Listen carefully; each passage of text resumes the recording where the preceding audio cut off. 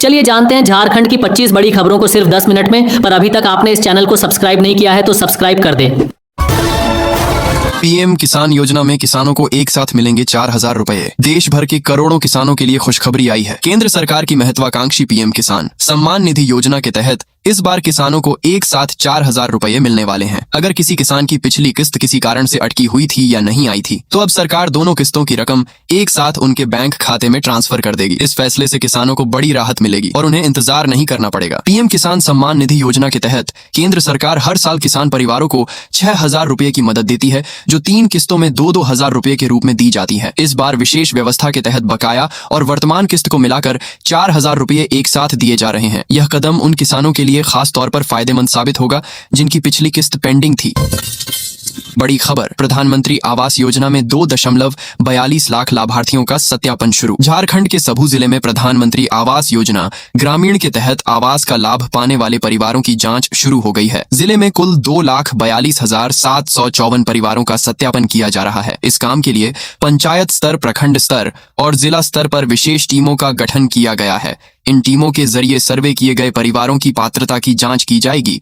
जांच पूरी होने के बाद रिपोर्ट के आधार पर जिले में नए आवास बनाने का लक्ष्य तय किया जाएगा। जिन परिवारों को अभी तक आवास नहीं मिला है, उन्हें प्राथमिकता के आधार पर लाभ देने की प्रक्रिया तेज की जाएगी। यह अभियान प्रधानमंत्री आवास योजना के लक्ष्य को पूरा करने और वास्तविक जरूरतमंद परिवारों तक योजना का लाभ पहुंचाने के लिए शुरू किया गया है। रांची समेत झारखंड के कई जिलों में अगले 3 दिन आंधी बारिश का अलर्ट। झारखंड में मानसून की सक्रियता बढ़ने के साथ ही मौसम का मिजाज बदल गया है। मौसम विभाग के मुताबिक पिछले 24 घंटों में हुई बारिश के कारण राज्य में मानसून की स्थिति मजबूत हुई है। पलामू, गढ़वा, लातेहार, चतरा और गुमला के कुछ क्षेत्रों को छोड़कर राज्य के अधिकांश हिस्सों में मानसून सक्रिय हो चुका है। अगले 2 से 3 दिनों में पूरे झारखंड में मानसून के प्रवेश की संभावना जताई गई है, जिससे बारिश की तीव्रता और बढ़ सकती है। राजधानी रांची समेत राज्य के कई हिस्सों में सोमवार को बारिश दर्ज की गई, जिससे लोगों को उमस भरी गर्मी से राहत मिली। बादल छाए रहने और बारिश होने के कारण तापमान में भी गिरावट दर्ज की गई है। झारखंड में 8 लाख राशन कार्ड रद्द होंगे, फर्जी लाभुकों से बाजार दर पर होगी वसूली। झारखंड सरकार ने राज्य में गलत तरीके से सरकारी राशन का लाभ ले रहे अपात्र लोगों के खिलाफ एक बड़ा अभियान शुरू किया है। इसके तहत राज्य भर में करीब 8 लाख से अधिक ऐसे राशन कार्ड धारकों की पहचान की गई है जो इस योजना के योग्य नहीं है या फिर पिछले 6 महीने से 1 साल से राशन नहीं ले रहे हैं। प्रशासन अब इन लोगों के घर घर जाकर भौतिक सत्यापन कर रहा है और दोषी पाए जाने पर न सिर्फ उनका कार्ड रद्द किया जाएगा, बल्कि उनसे अब तक लिए गए राशन की कीमत बाजार दर पर ब्याज सहित वसूली जाएगी। इसके साथ ही गलत जानकारी देकर सरकारी योजना का लाभ उठाने के आरोप में उनके खिलाफ कानूनी कार्रवाई भी की जाएगी। इस जांच में कई हैरान करने वाले मामले भी सामने आए हैं, जैसे कि 12,000 से अधिक कार्ड ऐसे हैं जिनमें अकेले सदस्य की उम्र या तो 100 साल से ऊपर है या 18 साल से कम। झारखंड के 35,000 स्कूलों को 3 माह से नहीं मिला मिड डे मील का पैसा। 30 लाख बच्चों के खाने पर संकट। झारखंड के सरकारी स्कूलों में बजट की कमी के कारण मिड डे मील योजना पर बड़ा संकट आ गया है। पिछले 3 महीनों से सरकार की तरफ से फंड जारी नहीं होने की वजह से राज्य के करीब 35,500 स्कूलों के लगभग 30 लाख बच्चों के भोजन पर खतरा मंडरा रहा है। पहले तो शिक्षकों ने बच्चों को पूरक पोषाहार अंडा के लिए मिले पैसों से जैसे तैसे काम चलाया, लेकिन अब वह फंड भी खत्म हो चुका है। वर्तमान नियमों के तहत सरकार प्राथमिक स्तर कक्षा 1 से 5 के लिए 6 रुपए 78 पैसे और उच्च प्राथमिक स्तर कक्षा 6 से 8 के लिए 10 रुपए 17 पैसे प्रति बच्चा देती है। यह राशि न मिलने के बावजूद बच्चे भूखे न रहें, इसके लिए स्कूल के शिक्षक अपनी जेब से पैसे लगाकर और स्थानीय दुकानदारों से दाल, सब्जी, तेल, मसाला और ईंधन जैसी चीजें उधार लेकर किसी तरह इस व्यवस्था को चला रहे हैं। अब स्थिति इतनी गंभीर हो चुकी है कि सुदूर ग्रामीण इलाकों और बड़े स्कूलों के शिक्षकों पर उधारी चुकाने का भारी मानसिक और आर्थिक दबाव बढ़ गया है। नीट री एग्जाम में गड़बड़ी का झारखंड कनेक्शन। गिरिडीह की पूनम और पलामू की चंचल सॉल्वर गैंग में शामिल। बिहार के लखीसराय में नीट परीक्षा के दौरान पकड़े गए सॉल्वर गैंग की जांच में झारखंड कनेक्शन सामने आया है। गिरिडीह की पूनम कुमारी और पलामू की चंचल कुमारी का नाम इस नेटवर्क से जुड़ा मिला है। खास बात यह है कि पूनम कुमारी वर्ष 2021 में जैक इंटर साइंस परीक्षा की झारखंड टॉपर रह चुकी हैं। उन्होंने रांची के एक इंटर कॉलेज से 12वीं की पढ़ाई की थी। वहीं चंचल कुमारी ने इंटर साइंस परीक्षा प्रथम श्रेणी में उत्तीर्ण की थी। पूनम और चंचल के परिवार से जब इस बारे में पूछा गया तो दोनों के परिवारों ने उनकी गिरफ्तारी को लेकर हैरानगी जताई। और कहा कि घटना के संबंध में हमें कोई जानकारी नहीं थी। आज पुलिस से सूचना मिली है, गिरफ्तार 9 फर्जी परीक्षार्थियों में झारखंड की ये 2 छात्राएं भी शामिल हैं, जिसमें गिरिडीह जिले के बिरनी थाना क्षेत्र के बरमसिया गांव की पूनम कुमारी और पलामू जिले के हरिहरगंज नगर पंचायत के सिरभूका की चंचला कुमारी शामिल हैं। घर वालों को पहले इसकी कोई जानकारी नहीं थी।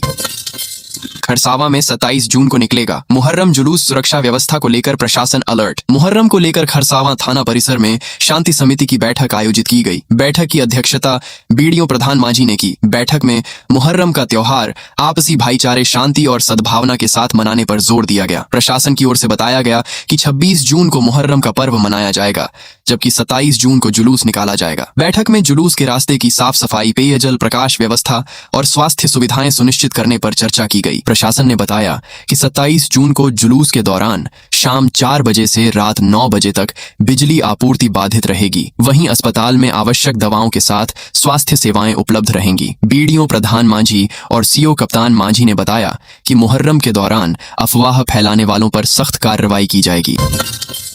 होमगार्ड बहाली में सफल अभ्यर्थियों के डॉक्यूमेंट की जांच आज से शुरू, 27 जून तक चलेगी। प्रक्रिया। रांची जिले में होमगार्ड बहाली प्रक्रिया अब अगले चरण में पहुंच गई है। शारीरिक दक्षता परीक्षा, लिखित परीक्षा और तकनीकी ट्रेड परीक्षा में सफल अभ्यर्थियों के लिए आज यानी 23 जून से मूल प्रमाण पत्रों के सत्यापन की प्रक्रिया शुरू हो रही है।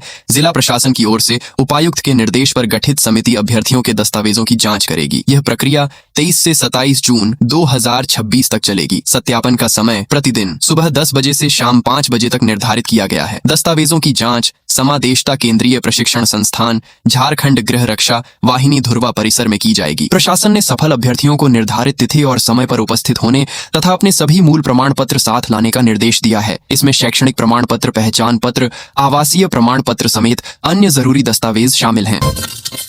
चाईबासा में सांप काटने से महिला की मौत, सोते समय सांप ने डसा। पश्चिमी सिंहभूम के मंझारी थाना क्षेत्र अंतर्गत अंगारडीहा गांव में सोमवार देर रात सर्पदंश से 39 वर्षीय बेलमई सुंडी की मौत हो गई। वह अपने घर में सो रही थी, तभी एक विषैले सांप ने उन्हें काट लिया, जिससे उनके पैर में तेज जलन और असहनीय दर्द शुरू हो गया। उन्होंने अपनी बहू संगीता सोए को जगाया, लेकिन अंधेरा होने के कारण सांप की पहचान नहीं हो सकी। परिजनों ने टॉर्च से सांप को खोजने का प्रयास किया और शुरुआती स्तर पर घरेलू उपाय के तहत पैर की मालिश भी की, परंतु महिला की जान नहीं बचाई जा सकी और उन्होंने इलाज के दौरान चाईबासा सदर अस्पताल में दम तोड़ दिया। इस हृदय विदारक घटना के बाद मृतका के परिवार और पूरे गांव में शोक का माहौल है। ग्रामीणों ने प्रशासन से पीड़ित परिवार को उचित सरकारी सहायता देने की मांग की है। साथ ही बरसात के मौसम में बढ़ती सर्पदंश की घटनाओं को देखते हुए जागरूकता अभियान चलाने और जरूरी चिकित्सा सुविधाएं उपलब्ध कराने की अपील की है। झारखंड के 291 आदिवासी टोलों तक पीएम जनमन योजना से पहुंचेगा पेयजल पत्र। झारखंड सरकार ने राज्य के 11 जिलों में स्थित 291 विशेष रूप से कमजोर जनजाति समूह के टोलों तक स्वच्छ पेयजल पहुंचाने के लिए पीएम जनमन योजना के तहत 320 नई सौर ऊर्जा सोलर आधारित लघु ग्रामीण जलापूर्ति योजनाओं को मंजूरी दी है। मुख्य सचिव अविनाश कुमार की अध्यक्षता में हुई एक अहम बैठक में स्वीकृत इस 20 करोड़ 98 लाख की परियोजना से सुदूर क्षेत्रों के 4603 आदिवासी परिवारों को सीधा लाभ मिलेगा। इस योजना की सबसे बड़ी खासियत यह है कि यह पूरी तरह से पर्यावरण के अनुकूल होगी, जिससे ग्रामीण इलाकों में बिजली कटौती की समस्या के बावजूद भी लोगों को बिना किसी रुकावट के लगातार शुद्ध पानी मिलता रहेगा। इस पूरी परियोजना के खर्च में केंद्र और राज्य सरकार की आधी हिस्सेदारी